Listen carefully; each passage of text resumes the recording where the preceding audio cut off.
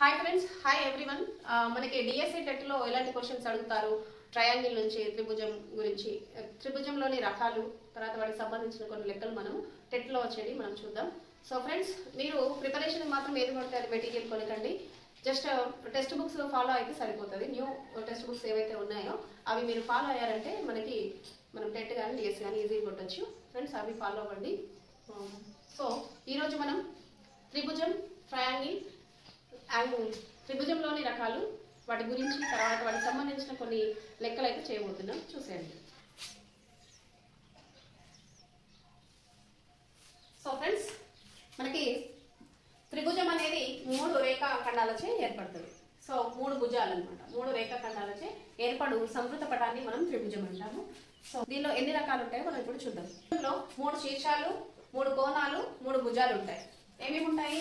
3 శీర్షాలు, 3 భుజాలు, 3 కోణాలు. ఇది మనకు తెలుసు. ఈ త్రిభుజం యొక్క 3 కోణాల మొత్తం, ఈ 3 కోణాల మొత్తం చూద్దాం. 3 కోణాల మొత్తము ఎంతంటే 180 డిగ్రీస్. మనకి భుజం పొడవుల ఆధారంగా, భుజం పొడవు, ఇది భుజం అనమాట. ఈ భుజాల పొడవుల ఆధారంగా మనకి 3 రకాల త్రిభుజాలు, 3 రకాల ట్రయాంగిల్స్ ఉంటాయి. సో 3 రకాలు ఏంటో మనం ఇప్పుడు చూద్దాం. పొడవుల ఆధారంగా మనకి 3 రకాలు ఉంటాయి ట్రయాంగిల్స్. సో ఫస్ట్ సమబాహు త్రిభుజం. సమబాహు త్రిభుజం. భుజాలన్నీ కూడా, ఈ 3 భుజాలు కూడా పొడవులు సమానమైతే అది సమబాహు త్రిభుజం. 2 సమద్విబాహు త్రిభుజం. సమద్విబాహు త్రిభుజం. మనకి 2 భుజాలు సమానంగా ఉంటే అది సమద్విబాహు త్రిభుజం అంటారు. 3వది విషమ బాహు త్రిభుజం. విషమ బాహు త్రిభుజం. విషమ బాహు త్రిభుజం అంటే త్రిభుజంలోని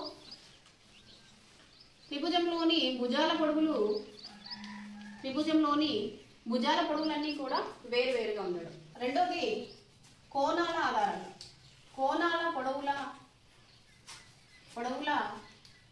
ఆధారంగా 3 రకాలు ఉంటుంది. కోణాల పొడవుల ఆధారంగా 3 రకాలు. ఫస్ట్ చూద్దాం అల్పకోణం. రెండవది లంబకోణ త్రిభుజం.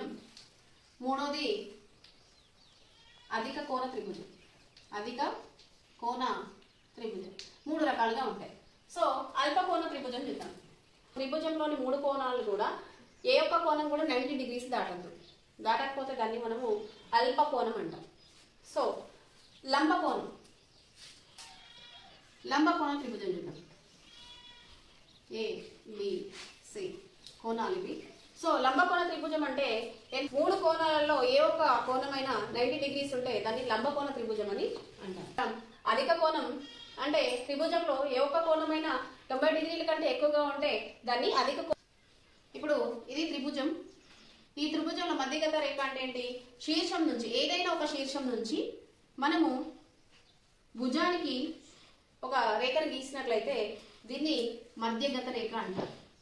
మధ్యగత రేఖ అంటే మనకు త్రిభుజంలో మధ్యగత రేఖలు ఎన్ని ఉంటాయి? మరి ఇది ఒకటి ఇలా గీయొచ్చు, మళ్ళీ ఈ శీర్షం నుంచి ఇటు, మళ్ళీ ఈ శీర్షం నుంచి ఇటు, అంటే ఎన్ని వచ్చినాయి మనకు? 1 2 3. మొత్తము త్రిభుజంలో 3 మధ్యగత రేఖలు ఉంటాయి. ఓకే, భుజాల పొడవుల మధ్య సంబంధం చూద్దాం. భుజంలోని ఏ 2 భుజాల యొక్క పొడవులు 3వ భుజం కంటే ఎక్కువగా ఉంటాయి. ఇది త్రిభుజంలోని ఏ 2 భుజాల భేదము 3వ భుజాని కంటే తక్కువగా ఉంటది. ఇవి 2 కూడా ఏంటి? త్రిభుజ భుజాల పొడవుల మధ్య సంబంధాన్ని తెలియజేస్తాయి. ఏదైనా ఒక శీర్షం నుంచి మనకు ఎదురుగా ఉన్నటువంటి భుజానికి మనం లంబంగా రేఖను గీసినట్లయితే అది ఆ త్రిభుజం యొక్క ఎత్తు అని అంటాము. ఇలాంటి ఎత్తులు త్రిభుజంలో మనకి ఎన్ని ఉంటాయి? 3 శీర్షాలు కాబట్టి 3 ఎత్తులు ఉంటాయి. ఎన్ని ఉంటాయి? ఇది చాలా చాలా ఇంపార్టెంట్. సో త్రిభుజాన్ని మనము ఇలాగా ఒక భుజాన్ని ఇలా పొడిగించుకున్నప్పుడు మనకి ఈ బయట కాబట్టి ఇది బాహ్య కోణం అవుతుంది, ఇది బాహ్య కోణం. ఈ బాహ్య కోణం అనేది అంతరాభిముఖ కోణాల మొత్తానికి సమానము. ఇది చాలా ఇంపార్టెంట్, గుర్తుపెట్టుకోండి. మనం దీంతోనే మనకు టెట్లో కానీ డిఎస్ఎల్లో కానీ లెక్కలు వస్తాయన్నమాట. సో ఫ్రెండ్స్ ఇది తర్వాత ఇక్కడ ఏముంది, ఏసిడి బాహ్య కోణం ఏముంది ఇక్కడ, ఏసిడి కోణం దేనికి సమానము, a+b కోణము ఏ కోణం బికి సమానము. బాగుండి. ఇప్పుడు మనం కొన్ని ప్రాబ్లమ్స్ చూద్దాం.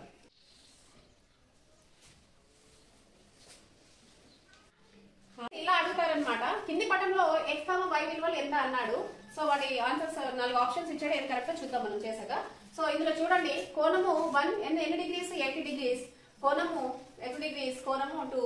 ఇక్కడ x వాల్యూ y వాల్యూ కనుక్కోవాలి అనమాట. చూద్దాం. కోణము 1 వాల్యూ ఎంత ఇచ్చిండు మనకు, 80 డిగ్రీస్. కానీ త్రిభుజంలోని భుజాలు ఎప్పుడైతే ఎదురెదురు భుజాలు సమానంగా ఉంటాయో వాటి కోణాలు కూడా సమానం. కాబట్టి కోణము 2 ఈక్వల్ టు ఎంత, x అవుతుంది. కోణం 2 1 ప్లస్ x ప్లస్ కోణం 2 ఈక్వల్ టు మనకు తెలుసు త్రిభుజంలోని మొత్తం కోణాలు ఎంత, 180 డిగ్రీలు. ఇప్పుడు కోణం 1 అంటే ఎంత, దాని వాల్యూ ఇక్కడ ప్రతిక్షేపించు, 80 డిగ్రీస్ ప్లస్ x ప్లస్ కోణం 2 విలువ ఎంత, కోణం 2 విలువ మనకి x అన్నమాట. సో ఇక్కడ x పెట్టండి, 180 డిగ్రీస్.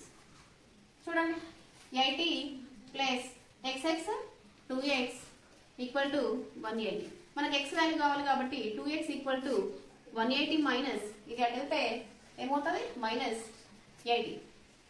ఇప్పుడు తీసేద్దాం ఫ్రెండ్స్. 180 నుంచి 80 పోతే 100, 2x x ఈక్వల్ టు 100/2 అంటే 2 ఎక్కం 2 5ల 0. సో ఫ్రెండ్స్ మనకి ఎంత వచ్చింది, x వాల్యూ 50 డిగ్రీస్. x విలువ వచ్చేసింది మనకి, x విలువ 50 డిగ్రీస్ వచ్చింది. సో ఈ x వాల్యూని మనం ప్రతిక్షేపించుకుంటే మనకు కోణాలు అయితే వస్తాయి. ఒక కోణం తెలిసింది మనకి, ఒక కోణం ఎంత వచ్చింది, ఇది ఒక కోణం అయితే మనకి 50 డిగ్రీస్ వచ్చేసింది.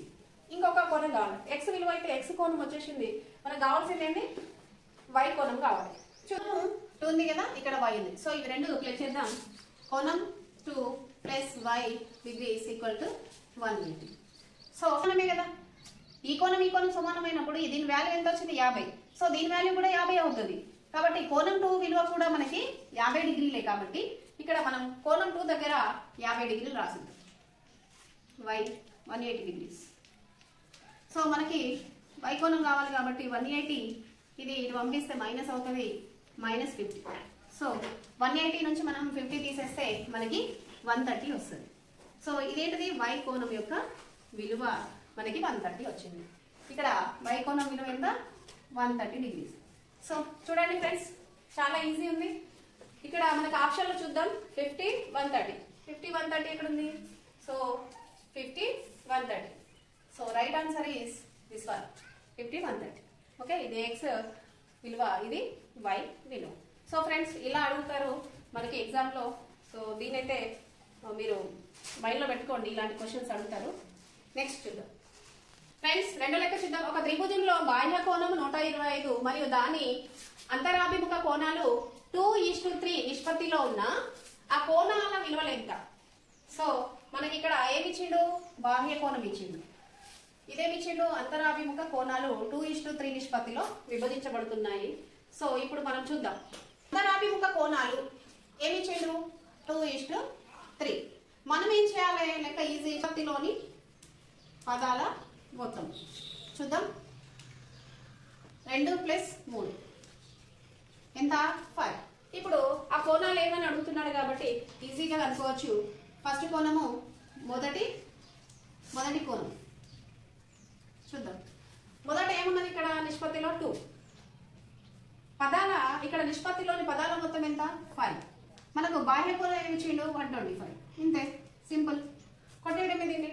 5 ఎక్కం 5, 5 2 10, 2 మిగులుతుంది 25, 5 5 25. సో ఎంత వచ్చింది మనకి, 2 × 25 మిగిలింది. అంటే ఎంత, 50. 25 2 50. ఒక కోణం వచ్చేసింది. ఫస్ట్ కోణం మనకు 50 వచ్చింది. అదేవిధంగా రెండవ రెండవ కోణం చూద్దాం. సేమ్ ఇలా వేయాలి.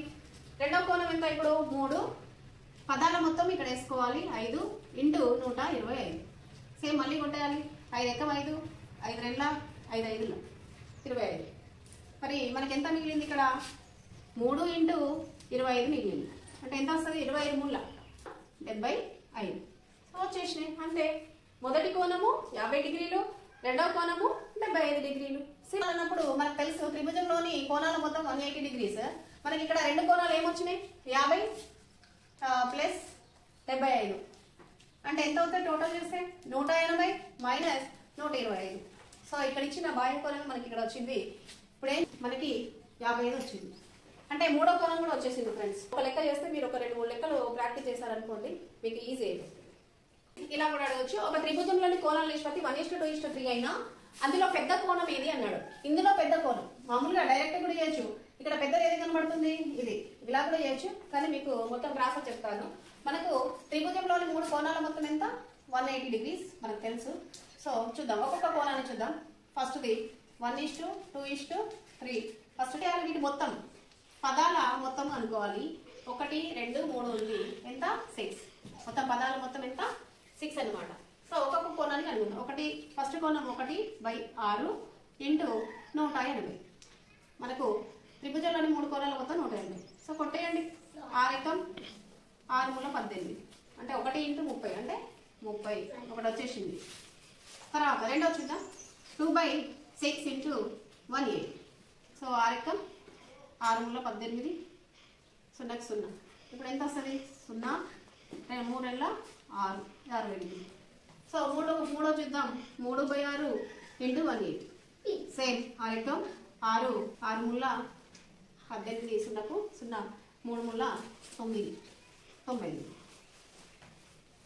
మనకి ఏమడిగిండు? ఇలా కనుక్కున్న తర్వాత అందులో పెద్ద కోణం ఎంత అన్నాడు. చూడండి ఏది మరి పెద్ద కోణం? 30 60 90 వచ్చింది. పెద్ద కోణం ఏది? మనకి ఇదన్నమాట. 90 డిగ్రీలు అనేవి మనకి ఇవ్వబడిన దానిలో పెద్ద కోణం అవుతుంది. డైరెక్ట్ కూడా చేయొచ్చు. 3 ఈ పదాల మొత్తం 6 ఇంటూ 180 చేసినా కూడా మనకి వచ్చేసి 6 ఎక్కం 6 6 మూల 18 0కి 0 3 మూల 9 90 డిగ్రీలు. సో డైరెక్ట్ కూడా పెద్ద కోణం డైరెక్ట్గా అనుకోవచ్చు. అన్ని చేయకుండా కూడా మనం ఒక్క కోణం డైరెక్ట్గా చేసుకున్నా కూడా మనకి వాల్యూ వచ్చేస్తుంది. సో ఫ్రెండ్స్, నా ఛానల్ అయితే ఫాలో అవ్వండి. లెక్కలు చాలా ఈజీ ప్రాక్టీస్తో వస్తాయి. టెక్స్ట్ బుక్ని ఫాలో అవ్వండి. 6th 7th 8th క్లాసెస్ని చాలా ప్రిపేర్ అవ్వండి. చాలా ఈజీ అయిపోయింది మనకి డిఎస్సి కానీ టెట్ కానీ. సో నా ఛానల్ అయితే మీరు సబ్స్క్రైబ్ చేయడం మర్చిపోకండి, సపోర్ట్ చేయండి. మీ ఫ్రెండ్స్కి అయితే నా వీడియోని షేర్ చేయండి, వాళ్ళకి చాలా యూస్ఫుల్ అవుతుంది మీకు కూడా. So friends, thank you. మళ్ళీ